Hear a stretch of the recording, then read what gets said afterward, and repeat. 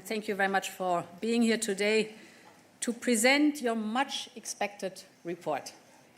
The report on the competitiveness of the European Union, and I think no one was better placed than you, dear Mario, to carry out a thorough analysis of Europe's competitiveness and, of course, how to improve it.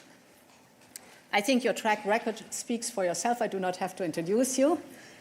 A year ago, I asked you to prepare a report on the future of Europe's competitiveness with recommendations to tackle the economic challenges we face at home and to reach a stronger position in the world of tough economic competition.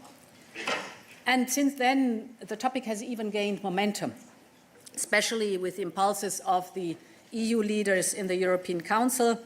Now I think there's a wide consensus that it must be at the top of our agenda and at the heart of our action. Throughout this year, dear Mario, we had the pleasure to meet very often and to have an intensive exchange. We shared analyses of the economic situation, started shaping solutions. This was facilitated by our agreement on two fundamental principles.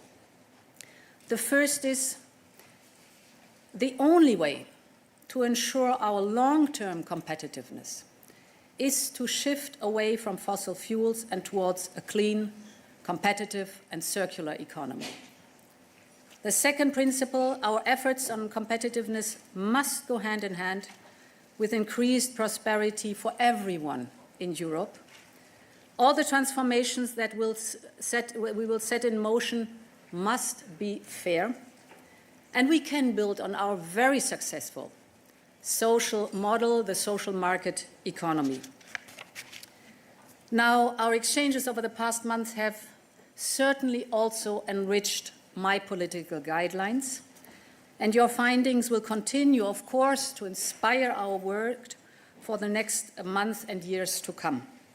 So let me just deep dive for a moment and then hand over the floor to you, dear Mario. There are three key examples I want to focus on. First, to be competitive, we need to master the clean and digital transition. We set the basis for this, as you know, the clean and the digital transition in the first mandate, in my first mandate. Now, of course, it's time to see it through. We must support our industry to go through decarbonization, through innovation, and turn this into a competitive advantage. And this is why we need to act on all the principal levers that are at our disposal. That is bringing down the energy prices, mobilizing public and private investment, improving the business environment and cutting necessary red tape. Second point, we totally agree that we need more skills because technologies are only as good as the people designing, producing, and of course operating them. So we need to step up investment in skills, and we need to bring more people into the job market with the skills that are needed for the clean and digital transition. And finally, let's not forget that to be competitive, we need to be resilient.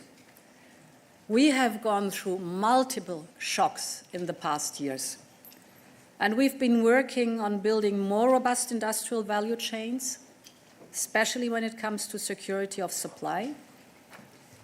Key concepts here are access to critical raw materials, to essential components, strong energy and digital grids, just to name a few. But this is certainly not the end of the road, so I'm very keen to listen to your ideas, dear Mario, and the floor is yours. Thank you. Thank you, Madam President. I would really like to thank you for the task you gave me a year ago. We didn't expect it would take a year, actually. I remember the first conversation I had by phone with your head of cabinet. He said, well, what do you think about February? That was September. So I said, well, no. And also I had to think for a few days, if you remember, before actually saying yes to your extraordinary kind offer, because the task seemed to be so daunting, so difficult. And now we are a year later, and the report is here. But it's here, really, let me say one thing. It's here because lots of people have worked on that. And in a sense, my debt of gratitude to them goes way beyond the words that I can say now. There was such a, I would say, dedication, attention, desire, and awareness that the situation, as I will say in a moment, is really worrisome. And let me thank first and foremost the Commission team and the commissioners and the senior management of the Commission for their support all throughout the journey. But there are also lots of other people outside the Commission that I have to thank. People who come from the academic community, from the corporate world, from the social partners, the European Parliament, member states. And I should say that from each and every one of these conversations, I learned a lot.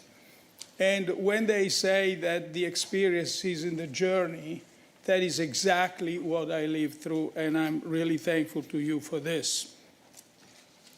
Let me now say a few words as a way of introduction to our conversation.